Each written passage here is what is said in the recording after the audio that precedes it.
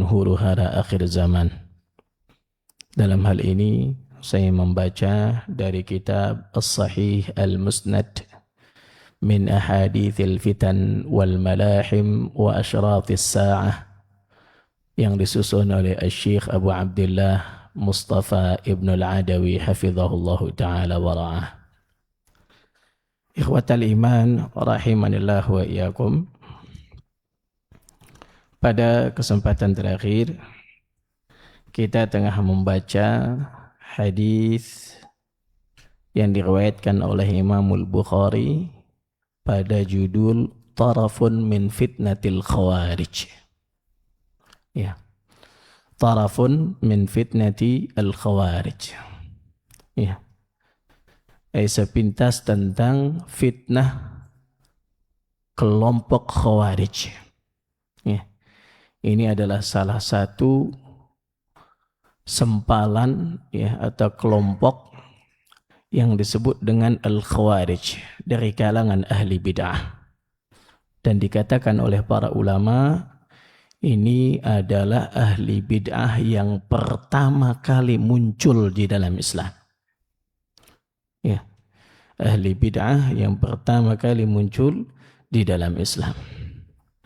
Ikhwatal iman rahimanillah wa iyyakum. Sebagian hadisnya sudah kita baca dan sudah kita bahas dan sebagian lagi belum. Kita baca dari awal. Qala al-Imam al-Bukhari rahimahullahu ta'ala. Al-Imam al-Bukhari rahimahullah berkata, Haddathana Abu al-Yaman akhbarana Syu'aib 'an az-Zuhri.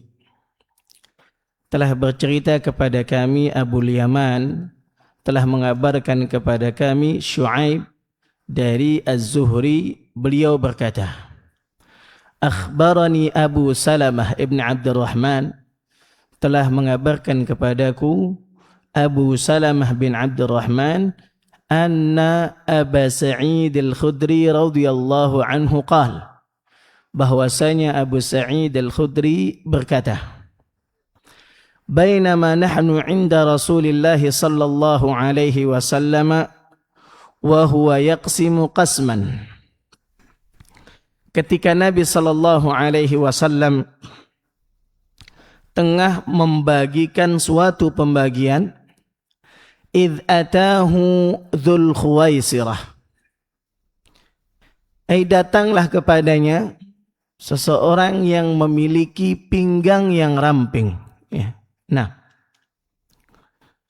wa huwa rajulun min Bani Tamim. Dia adalah seseorang dari Bani Tamim. Ya. Faqala ya Rasulullah i'dil. Orang ini berkata, wahai Rasulullah, berlaku adillah. Ya. Faqala wailak wa man ya'dil idza lam a'dil. Kata Nabi, celakalah kamu, siapa yang dapat berlaku adil apabila aku tidak bisa berlaku adil. Qad khibtu wa khasirtu illam akun a'dil. Ya. Telah binasa dan telah merugi aku apabila aku tidak bisa berlaku adil. Ya. Telah binasa, aku telah binasa dan aku telah merugi apabila aku tidak bisa berlaku adil. Dalam riwayat yang lain dibaca dengan qad khibta wa khasirta illam akun a'dil. Engkau telah binasa dan engkau telah merugi apabila aku tidak bisa berlaku adil. Faqala Umar, maka Umar bin Khattab radhiyallahu anhu berkata, Ya Rasulullah, i'dhalli fihi fa'adribu 'unuqah. Wahai Rasulullah, izinkan saya ya, untuk menebas lehernya. Faqala, maka Nabi sallallahu alaihi wasallam bersabda, da'hu. Biarkan dia. Tinggalkan dia. Fa inna lahu ashaban yahqiru ahadukum salatahu ma'a salatihim wa siyamahu ma'a siyamihim. Sesungguhnya dia memiliki pengikut. Kata Nabi SAW, sesungguhnya dia memiliki pengikut. Yahqiru ahadukum, salah seorang di antara kalian akan meremehkan solatnya ma'a salatihim, bila dibandingkan dengan solat mereka. Subhanallah. Wa siyamahu ma'a siyamihim, meremehkan puasanya bila dibandingkan dengan puasa mereka. Yaqra'una al-Qur'an la yujawizu taraqiyahum, mereka membaca Al-Quran akan tetapi tidak melewati tenggorokan mereka, tidak melewati pita suara mereka, cuma keluar saja tapi enggak masuk ke dalam. Nah, yamruquna minad din kama yamruqus sahmu minar ramiyah, mereka melesat, meluncur dari agama seperti anak panah yang menembus hewan buruan.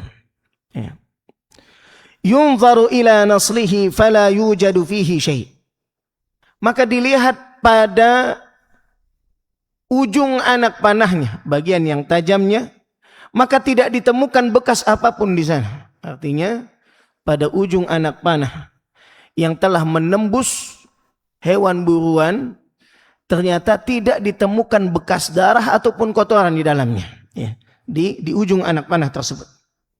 Thumma yunzaru ila risafihi fama yujadu fihi syai', kemudian dilihat kepada sambungan antara besi ujung anak panah itu dengan batang anak panahnya. Itu pun tidak ditemukan ada bekas apapun di sana. Tidak ada bekas darah maupun tidak ada bekas kotoran. Padahal dia sudah menembus hewan buruan. Thumma yunzaru ila nadhiyihi wa huwa qadahuhu fala yujadu fihi syai', kemudian dilihat kepada batang anak panah tersebut, maka tidak ditemukan bekas apapun di sana. Thumma yunzaru ila qudhadatin fala yujadu fihi syai', kemudian dilihat kepada bulu-bulu anak panah yang bagian belakang, juga tidak ditemukan bekas apapun di sana. Qad sabaqal faratha wad dam, padahal dia sudah melewati kotoran dan juga darah yang ada di dalam tubuh hewan buruan yang ditembusnya. Namun meskipun demikian tidak ada bekas sedikit pun darinya. Artinya saking kerasnya penyimpangan yang dilakukan oleh orang-orang Khawarij itu, sampai tidak ada bekas sedikit pun daripada keislaman mereka. Ya subhanallah. Sampai di situ terakhir yang sudah kita bahas di pertemuan yang terakhir. Nah, adapun yang setelahnya, kata Nabi sallallahu alaihi wasallam, ayatuhum rajulun aswad ihda 'adudaihi mithlu thadil mar'ah atau mithlul bad'ah tudardir. Kata Nabi sallallahu alaihi wasallam, tanda yang ada pada mereka adalah seorang laki-laki yang berkulit hitam. Di antara barisan orang-orang Khawarij ini yang digambarkan sifatnya oleh Nabi sallallahu alaihi wasallam secara detail, ada di antara mereka seorang laki-laki yang berkulit gelap, berkulit hitam. Kata Nabi, ihda 'adudaihi mithlu thadil mar'ah, salah satu dari lengan atasnya, bagian lengan atasnya seperti payudara wanita. Au mithlul bad'ah, atau seperti daging lebih, tudardir yang berguncang-guncang. Subhanallah. Nabi sallallahu alaihi wasallam memberikan gambaran tentang sifat seseorang yang ada pada barisan golongan Khawarij ini. Wa yakhrujuna ala hini furqatin minal muslimin, dan mereka muncul ketika terjadi perpecahan pada kaum muslimin. Ikhwatal iman rahimanillahu wa iyyakum. Qala Abu Sa'id Al-Khudri radhiyallahu anhu berkata, فأشهد أني سمعت هذا الحديث من رسول الله صلى الله عليه وسلم. Abu Sa'id berkata, aku bersaksi. Ya.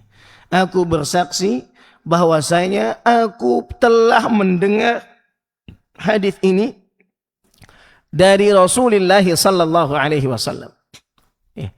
Artinya Abu Sa'id ingin menekankan bahwa apa yang beliau sampaikan ini adalah betul-betul kabar yang dia dengar langsung dari Nabi sallallahu alaihi wasallam, untuk memberikan penekanan bahwasanya apa yang dia sampaikan ini bukan dari kantong pribadinya, akan tetapi sesuatu yang dia pernah langsung dengar dari Nabi sallallahu alaihi wasallam. Wa ashhadu, dan aku bersaksi, anna Ali bin Abi Thalib qatalahum wa ana ma'ahu. Dan aku bersaksi bahwasanya Ali bin Abi Thalib telah memerangi mereka sedang aku bersama dengannya. Ya. Di sini Abu Sa'id Al-Khudri radhiyallahu anhu hendak memberikan isyarat. Ya. Isyarat yang pernah disampaikan oleh Nabi sallallahu alaihi wasallam. Dalam hadis yang sahih Nabi pernah bersabda, tamruku mariqah. Ada golongan yang melesat keluar dari ketaatan. Yakhruju hina furqatin minal muslimin. Mereka keluar dalam kondisi terpecah belah kaum muslimin. Qatalahum awla ta'ifataini bil haqq. Yang memerangi mereka adalah kelompok yang paling berhak dengan kebenaran.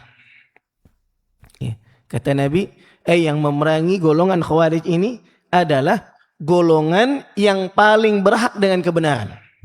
Maksudnya apa?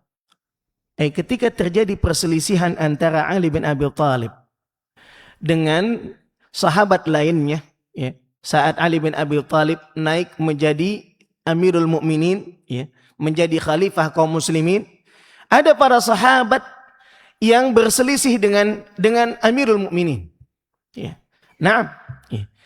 Mereka meminta agar supaya Ali bin Abi Thalib mencari pembunuh Uthman bin Affan radhiyallahu anhu pertama kali. Ya. Artinya mereka minta setelah Ali bin Abi Thalib naik menjadi khalifah, mereka minta supaya Nabi mencari siapa pembunuh Khalifah Uthman bin Affan dan memberikan hukuman kepadanya. Ya. Nah, sampai perselisihan ini membawa atau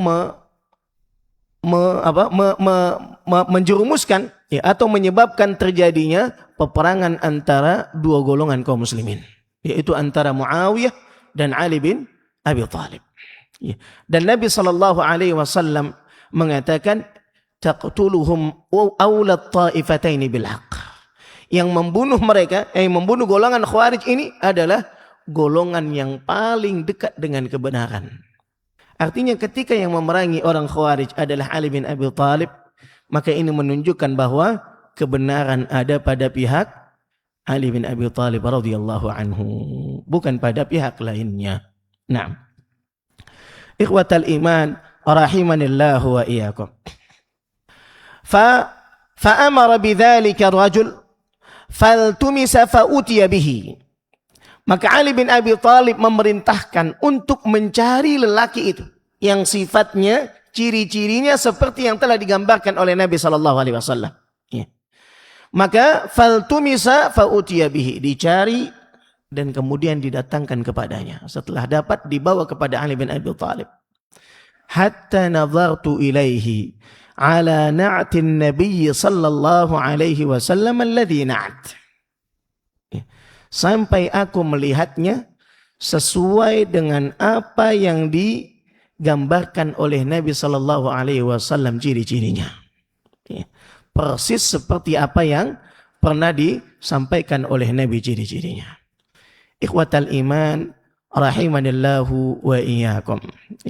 Ali bin Abi Thalib hendak memastikan apakah betul mereka ini golongan yang disebutkan oleh Nabi sallallahu alaihi wasallam, di mana mereka yang memeranginya adalah golongan yang paling dekat dengan kebenaran, Ya, yang paling berhak dengan kebenaran ketika dicari ternyata benar.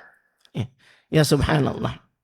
Ikhwatal iman rahimanillahu wa iyyakum. Taib, hadis ini menjadi tanda akan kebenaran risalah yang dibawa oleh Nabi kita Muhammad sallallahu alaihi wasallam. Ya. Karena kejadian ini terjadi jauh setelah Nabi sallallahu alaihi wasallam meninggal dunia. Ya. Jauh setelah Nabi meninggal dunia. Nabi mengabarkan hal ini ketika Nabi masih hidup. Ya. Dan terjadi di masa kekhalifahan Ali bin Abi Thalib radhiyallahu anhu. Ya. Setelah sekian puluh tahun. Ya.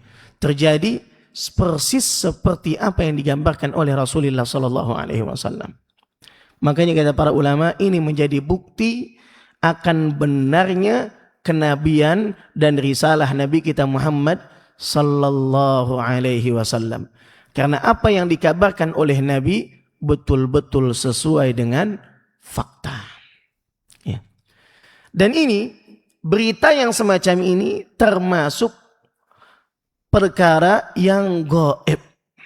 Ya. Termasuk perkara yang gaib. Taib. Apakah bisa dibilang kalau begitu Nabi mengetahui tentang perkara yang gaib, Ustaz?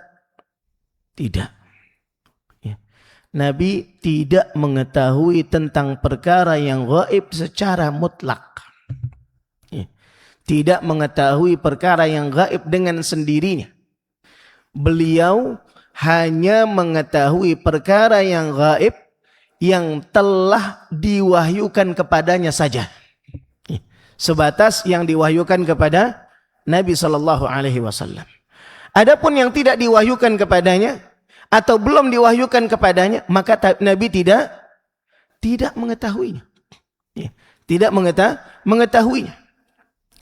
Makanya Allah Subhanahu wa taala menyebutkan di dalam banyak ayat daripada Al-Qur'anul Karim, memerintahkan kepada nabinya untuk menyampaikan hakikat tentang ilmu gaib.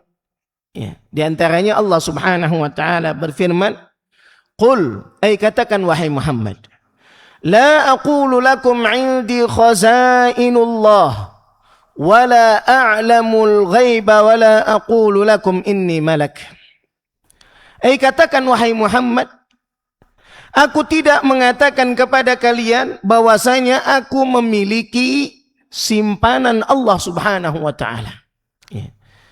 Aku tidak mengatakan kepada kalian bahwa aku memiliki simpanan khazain, ya. Simpanan daripada rahmat Allah, simpanan daripada karunia Allah Subhanahu wa taala. Nabi enggak punya.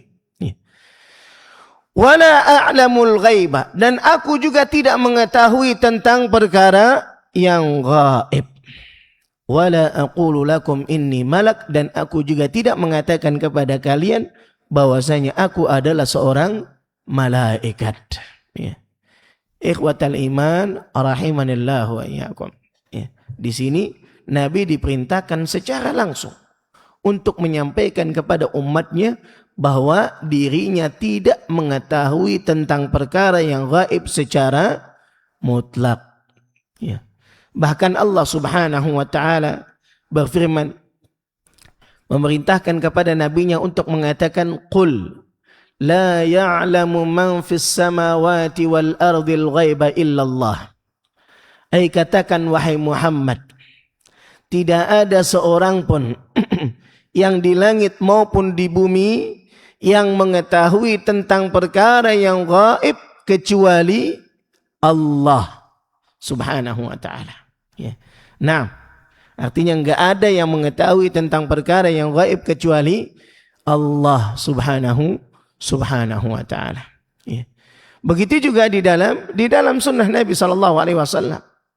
Banyak sekali dalil-dalil yang menunjukkan bahwasanya Nabi sallallahu alaihi wasallam tidak mengetahui tentang perkara yang gaib, ya, dengan sendirinya. Ya. Seperti saat kejadian hadithatul ifk, tersebar berita bohong, ya, berita dusta yang menuduh ibunda Aisyah radhiyallahu anha melakukan perzinahan. Ya. Tersebar berita bohong itu. Dan Nabi sallallahu alaihi wasallam ya, menetap selama 1 bulan penuh tidak mengetahui hakikat kejadiannya seperti apa. Ya.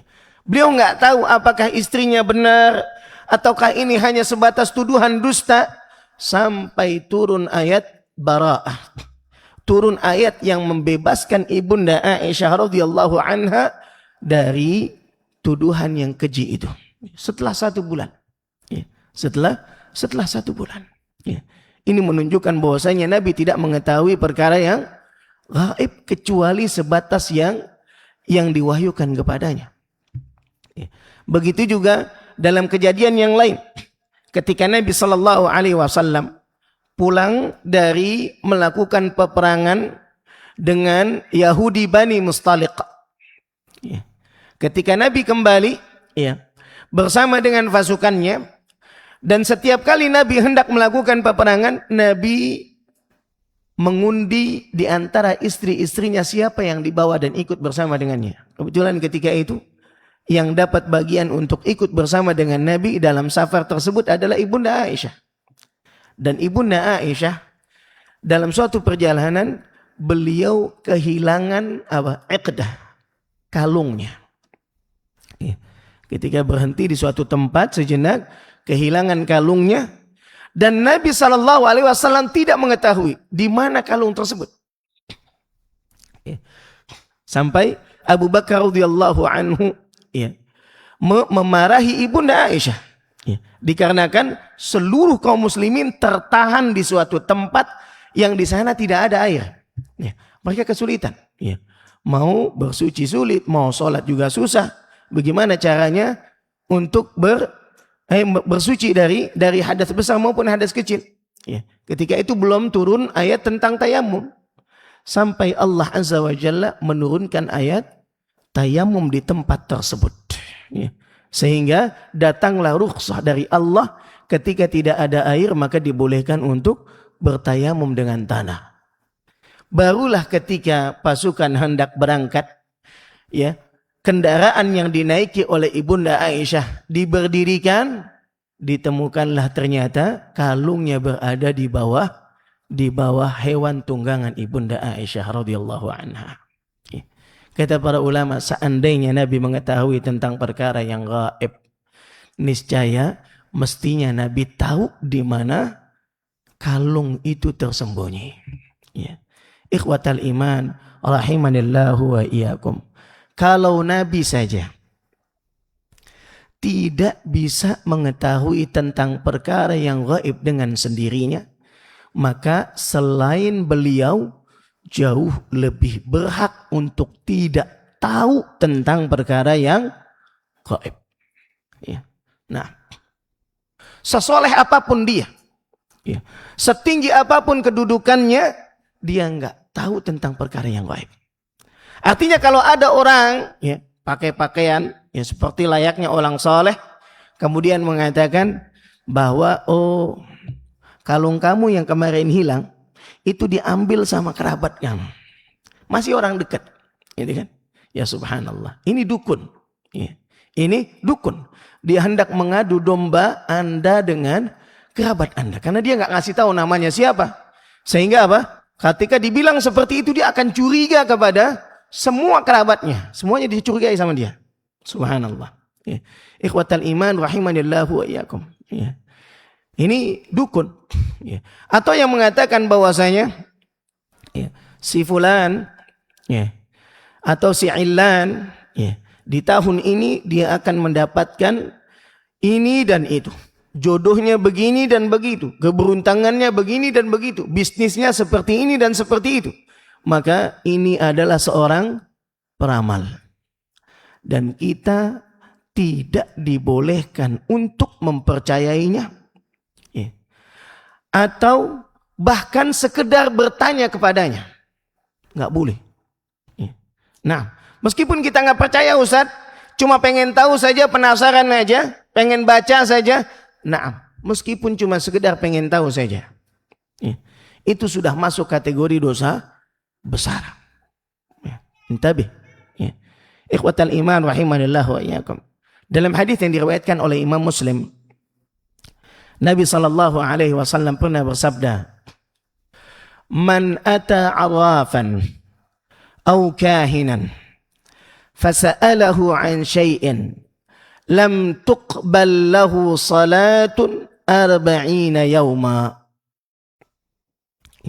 Siapa saja yang mendatangi seorang peramal atau seorang dukun, lantas ia bertanya kepadanya. Unzur, Nabi hanya mengatakan dia mendatangi, lantas bertanya saja, tidak membenarkannya. Fasa'alahu an syai'in, kata Nabi, lam tuqbal lahu salatu 40 yauma. Tidak diterima solatnya selama 40 hari. Bayangkan, solat 40 hari enggak diterima sama Allah SWT. Hadisnya di Sahih Muslim. Ini adalah hadis yang sahih. Menunjukkan bahwasanya perbuatan semacam ini adalah dosa besar. Dosa besar. Dan anak-anak muda kita terkadang banyak yang terkecoh dengan hal ini. Ramalan bintang, gitu kan? Macam-macam. Ramalan ini dan itu. Terkadang yang semacam itu dimuat di majalah dan sekarang di media sosial, gitu kan? Banyak tersebar penyimpangan-penyimpangan yang semacam itu dan dianggap biasa oleh orang. Padahal ini adalah penyimpangan yang besar.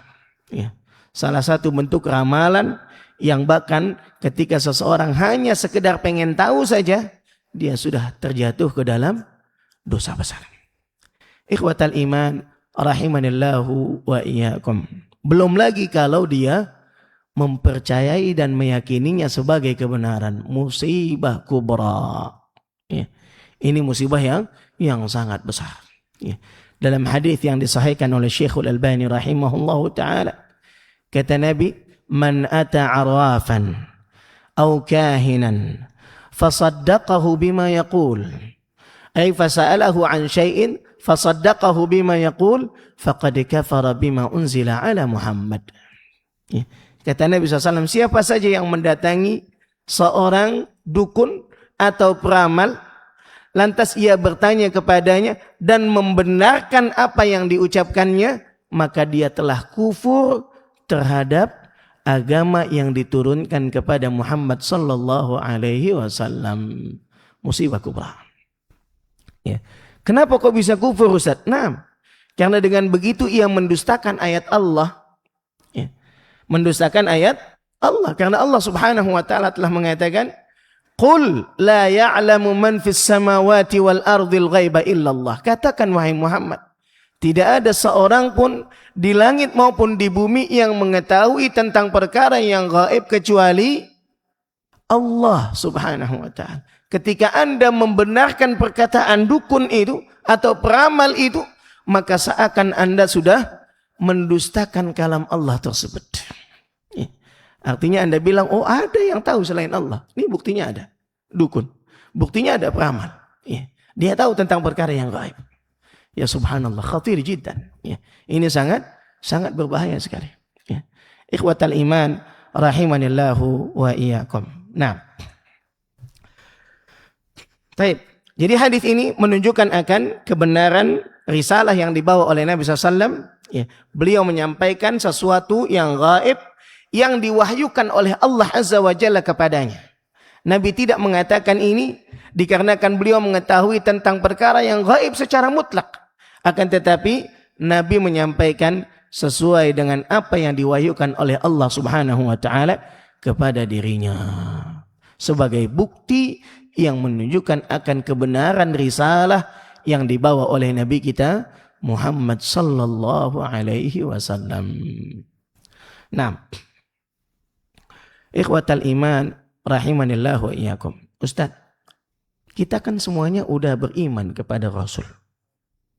Kita udah yakin bahwasanya apa yang disampaikan oleh Nabi adalah kebenaran, sahih. Lantas kenapa kok diulang-ulang? Kenapa yang semacam ini mesti disampaikan? Ini penting bagi kita. Kenapa? Karena terkadang Kita meyakini bahwa apa yang dibawa oleh Nabi adalah sebuah kebenaran sahih. Namun ketika tidak dirincikan,